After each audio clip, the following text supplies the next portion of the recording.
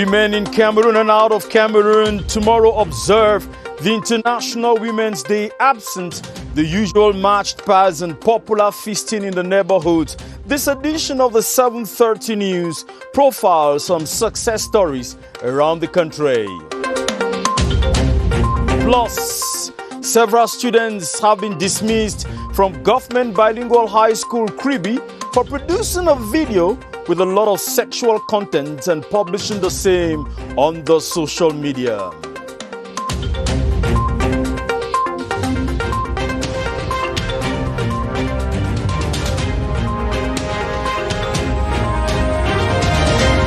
From Studio 5 of the CRTV Production Center, I am Benen Bumagana. This is the 7:30 News.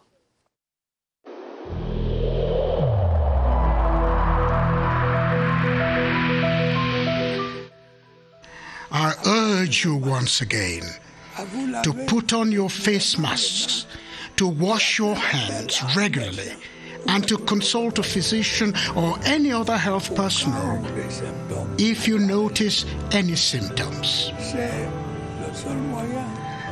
This is the only way to save lives and to curb the spread of the virus.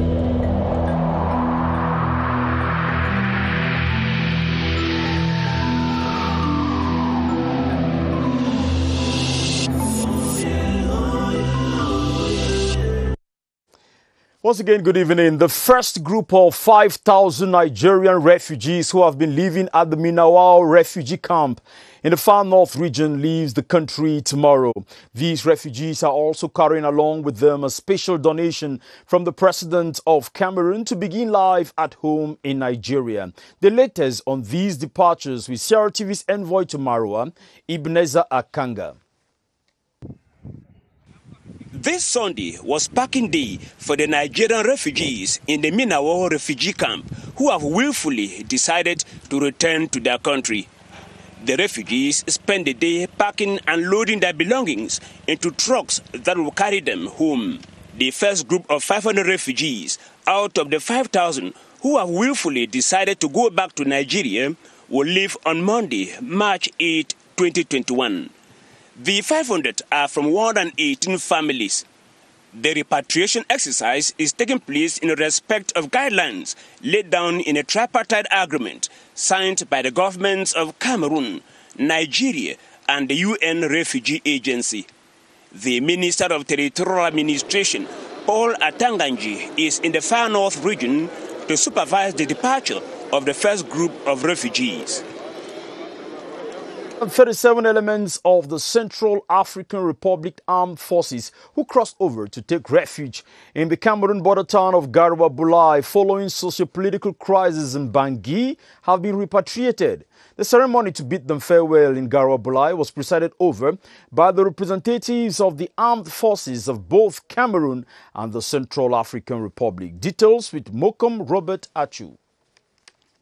The 137 elements of the Central African Republic Armed Forces who crossed over and took refuge in Garwa-Bulai, the border town of Cameroon, came along with 70 war guns, 14 vehicles, 2 motorcycles, and an important stock of ammunition. East Governor Biguan Vongo, representing the Cameroon Minister of Armed Forces and accompanied by General Noma Joseph and others, had an in-camera walking session with their counterparts of the Central African Republic, whose delegation was led by General Bruno Leopold Isanu. The walking session led to the signing of a convention for both countries to jointly follow up and maintain peace at the borders and the existing friendship between Cameroon and the Central African Republic. That ceremony underlined the fact that security is back at our border with Central African Republic. General Bruno Leopold Isanu, representing the Minister of Armed Forces of the Central African Republic, seized the occasion to express gratitude to President Paul Biya for the gesture. After a common meal to strengthen the friendship between both neighbors, East Governor Biguan Vongo, in the presence of Madame Jeannette Marcel Pochango, chargée d'affaires of the Embassy of the Central African Republic to Cameroon, saw off their guests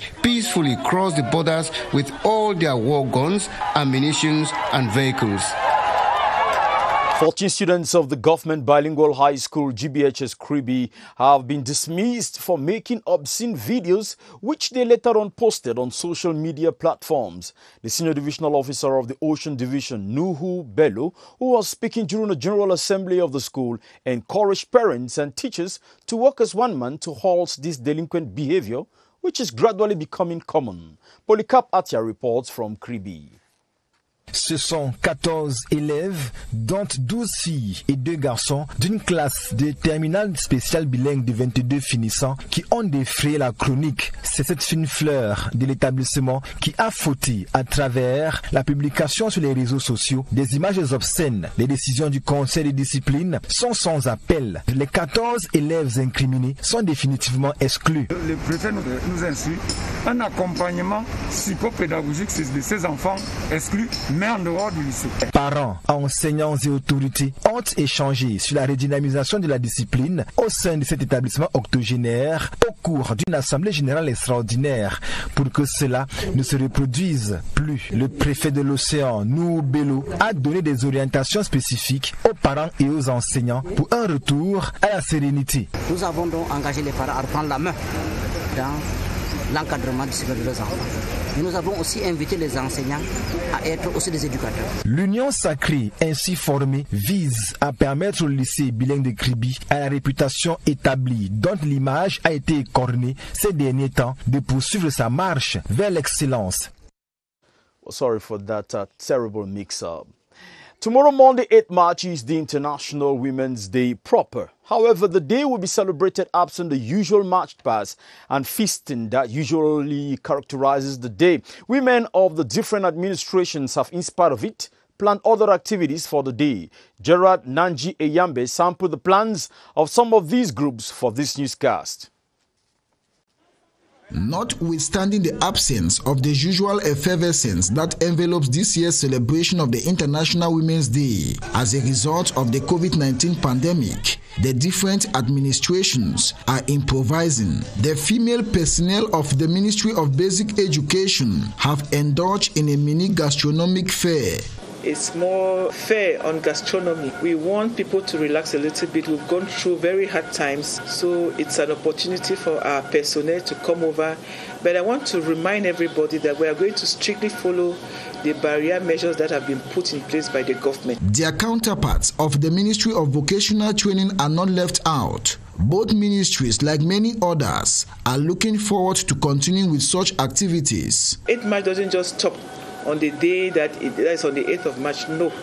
After the 8th of March, we are going to make sure that all other activities that have been carried out in Medium Tube, we have a connotation on the theme of the year. This year's celebration will be observed under the theme, Women in Leadership, Achieving an Equal Future in COVID-19 World. And we announced in the headlines that we'll be looking at success stories in the country as far as the International Women's Day is concerned. So let's go over to Marua, where female magistrates have been holding activities to sensitize their kind and other younger ones. This report coming in from CRTV, far north in Marua. Professor Claudette Gormo ne Baye Niwa dishes out lessons in botany to her students of the Higher Teachers Training College of the University of Marua. The 47-year-old daughter of Mayokani Division of the Far North region, born of a retired primary school teacher, is one of the 5 female professors of the entire staff of the University of Marua. We are just few teaching in University of Marua. I think that my case can encourage parents to send their girls to school. Prof, as her students fondly call her, is today a model for young girls of the region. It is good for us to follow the examples of our women's teachers. The jovial but stern mother of 2 is also considered by her students as a caring mother. She is not only a lecturer, but she's also a mother. So she combines these 2 criteria, being a lecturer and a mother, and gives us a better teaching. Women's rights proponents, Professor Gormo, encourages more girls to further their education. And I will take you to the East region. And in the East region, we are going to meet other women. And this time, We're going to discover a particular lady, the pioneer director, Professor Kabeyene Beyala Veronique Epouze Kamgang. The seasoned academician and university don heads the department with a population of 1,400 students. Elizabeth Bonbonne Agbo paints the portrait of Professor Kabeyene. She has been distinguished in several domains after 4 years at the helm of the Higher Teachers Training College of Bedwa. Professor Kabeyene Beyala Veronique Epouze Kamgang, a native of Makok in the Upper Nyong Division, has been in the public service for the past 30 years. I was head of department in ENS Yaoundé, biological science. Then I went to Chang. I was promoted as DAC, Director of Academic and Cooperation. Then they brought me here as the Director of ENS.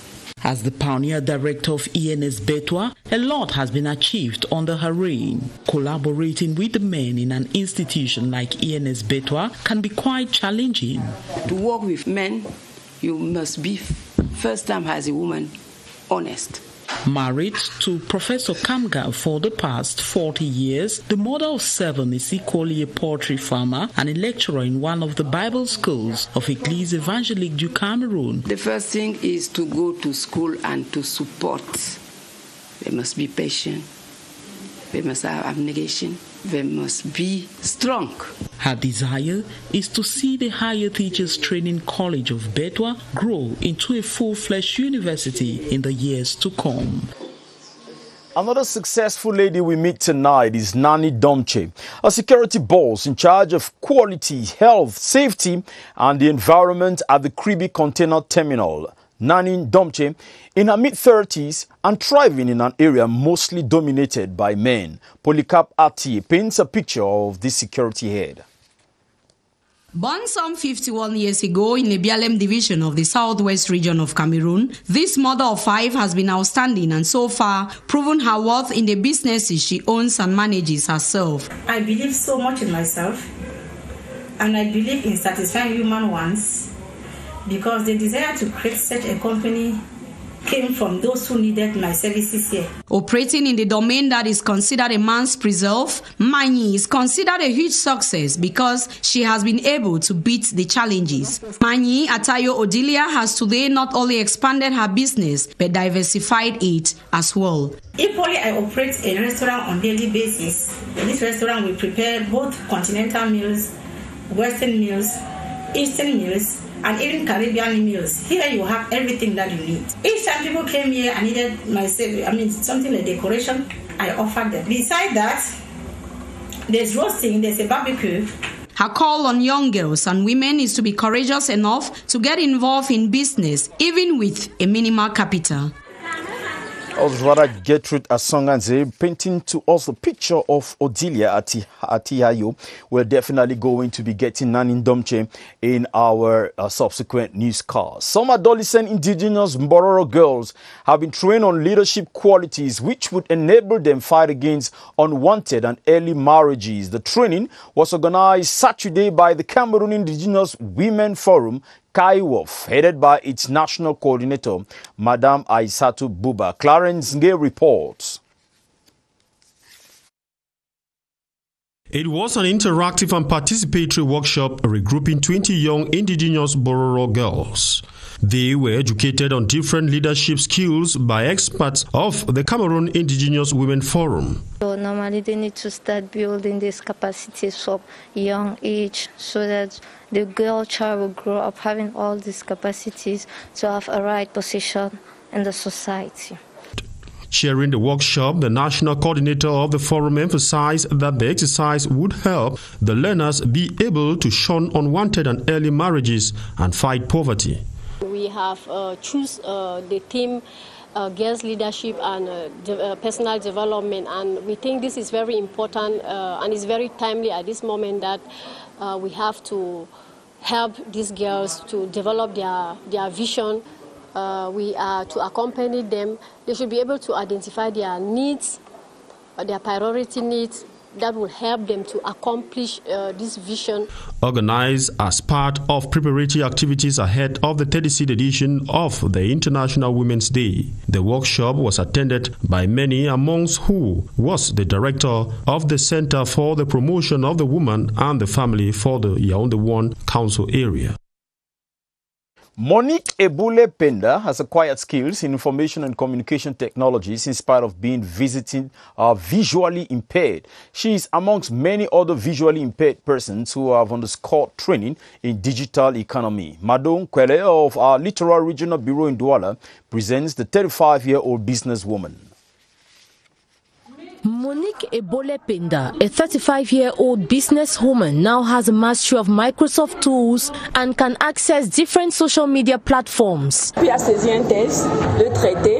can type, edit, save, copy and paste a text, then put it in my USB key. I copy a document from my key to put in the machine. With my iPhone 2, I can discuss in different fora on WhatsApp and Facebook. I also use my laptop at times to make research on countries and world personalities. Now I even discuss with many people during a teleconference via the application Zoom. The skills acquired are thanks to the training in ICTs offered by the Association Ici et Là-bas, headed by its president, Christian Kwesi, whose goal is to educate visually impaired persons, notably the women, with digital skills. Given that the female gender often multitask on a daily basis, the president emphasized that the training in digital economy will enable them be autonomous and ease their employment in different enterprises in the country. The divisional delegate of social affairs for the Vori, Delphine Etamechek, while presiding over the workshop, promised to continuously work in collaboration with these associations in order to seek ways to remedy their plights.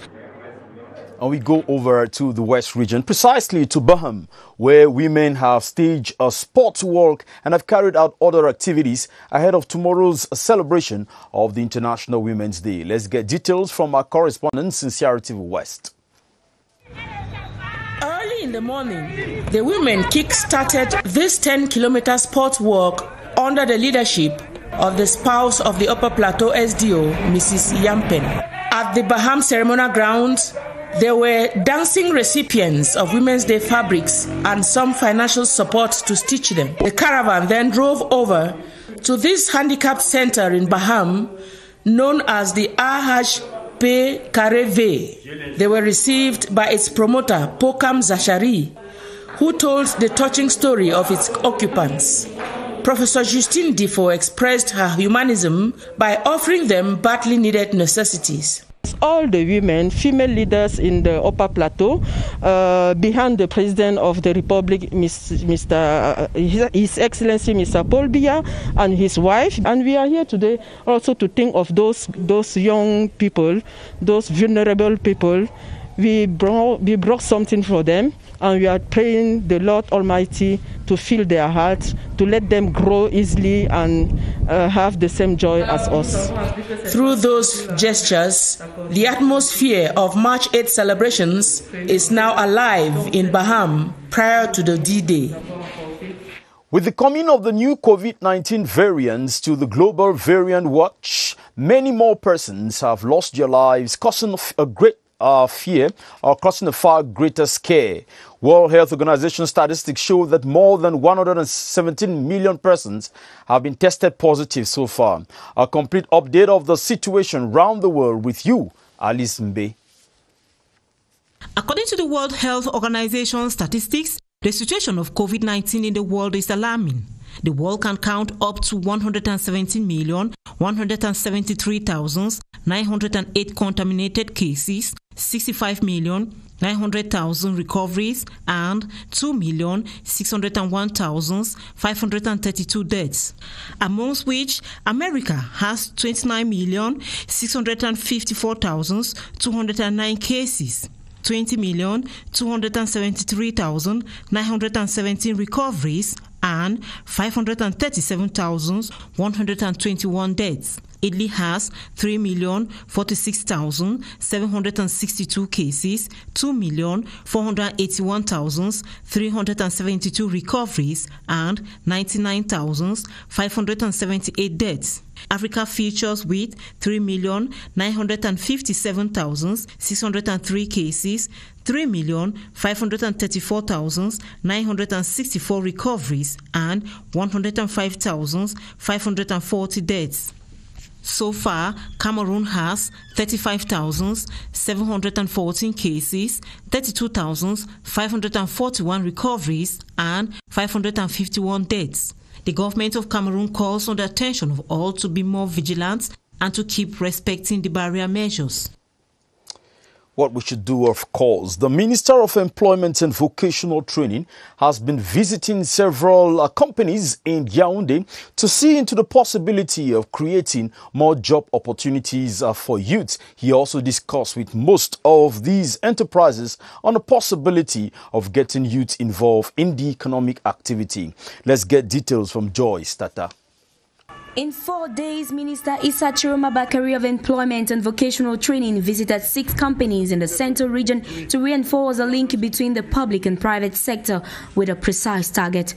The purpose of this journey is to explain the national policy of employment, to fight against poverty and to promote decent job.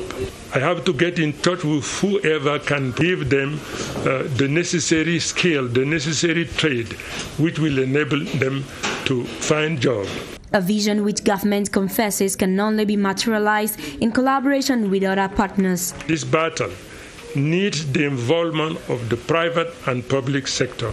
I just got in touch with them, explain what is it all about and what role do they have to play. Now it is a matter of implementing fully all the provision made in this national policy of employment and vocational training. The Cameroonian youth is, however, called upon to think out of the box, innovate and be wealth creators, and not only sit back and wait for government to make a way.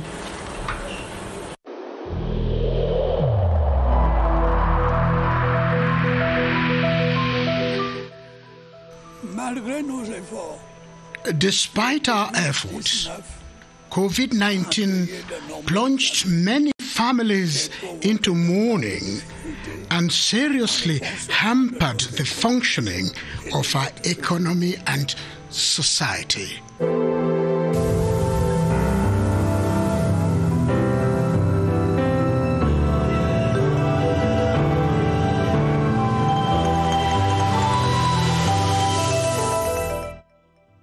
The main item in this news has been the celebration of the International Women's Day come tomorrow, Monday. Well, it will be celebrated absent the usual march pass and boisterous feast in the quarters, as we've said, and the women are rather expected to spend time reflecting and sensitizing others on barrier measures against COVID-19 pandemic.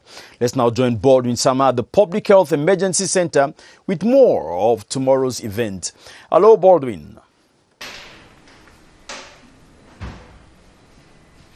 Well, Benin, it's going to be very difficult for some women to resist finding themselves in different gatherings on the occasion of the 36th edition of the International Women's Day, but health professionals are reminding women who will be celebrating, especially Cameroonians, that they must respect the different outlined barrier measures as they celebrate, especially psychologically, this edition of the Women's Day tomorrow on Monday. They are reminding them of the necessity to keep on wearing their face mask. They are equally reminding them of for the need to respect physical distancing, even in their different workplaces, and to equally make use of their hand sanitizers wherever they find themselves. And if any Cameroonian lady notices any symptoms as far as COVID-19 is concerned, she should not hesitate.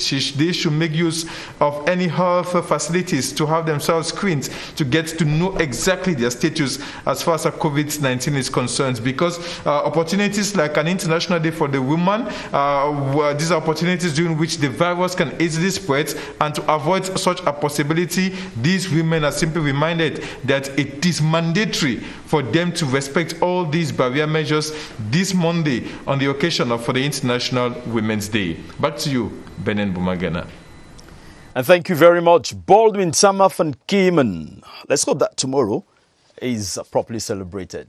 The late Secretary General of the Ministry of Territorial Administration, Pierre Esomba, has been raised posthumously to the rank of Grand Officer of the National Order of Valor by presidential decree. The mortal remains were buried Saturday in his village, Nkokbien, in the Mefuanakono Division. The governor of the Central Region, Nasiri Paul Bea, represented the head of state at the funeral. Details with Kilian Da Ndifon. A statesman recognized as a devoted senior civil administrator that he was with 26 years of service after graduating from the National School of Administration and Magistracy in Nam in 1995 at his burial, where the governor of the Central Region represented the head of state. On behalf of President Paul Biya, Pierre Esomba was raised from Commander of the National Order of Valor to the Grand Officer of the National Order of Valor posthumously in an inculturated funeral service officiated by Reverend Father Kisito Esomba of the Nkolbiyon Roman Catholic Church Parish, who, referring to the simple lifestyle of the departed, said the wealth and wisdom of the living should take care of his entourage. And all testimonies, family, colleague, friend, underlined the exemplary humble life of Pierre Esomba, who will now rest eternally. All testimonies describe the late man who left behind his wife and 7 children as simple, humble, professional, model, devoted, and rigorous. The Mbororo community in Yaoundé have honored the winner of the 2021 edition of the Mount Cameroon Race of Hope and other athletes who took part in the competition. The ceremony, organized by the Mbororo Social and Cultural Development Association, Mboskuda, was a unique moment to bless the athletes to win more medals at international or national and international level. Gerard Nanju reports. After emerging champion in the 2021 Mount Cameroon Race of Hope, Ali Muhammadu, alongside other Mbororo athletes, have been paid tribute for their hard work.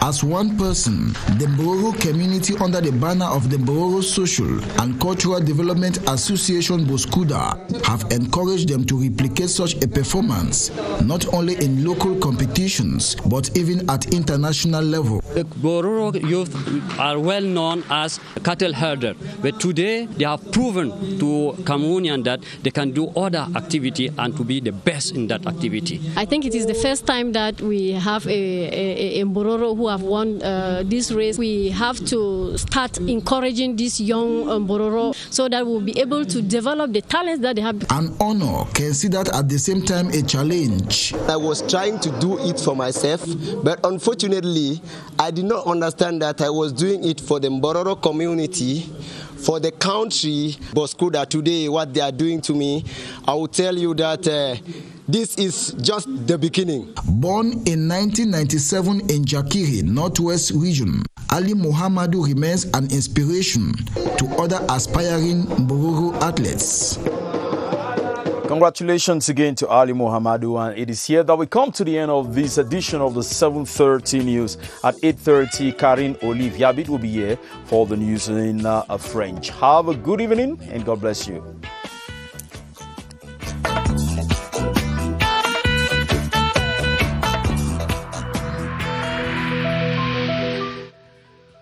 I urge you once again to put on your face masks, to wash your hands regularly, and to consult a physician or any other health personnel if you notice any symptoms.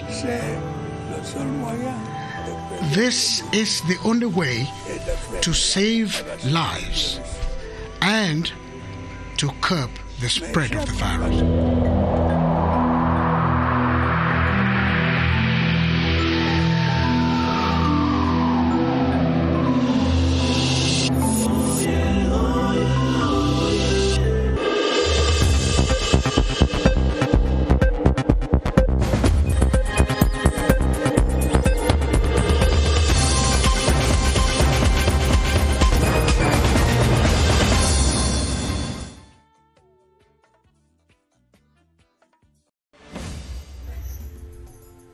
The weather forecast with C3A Production.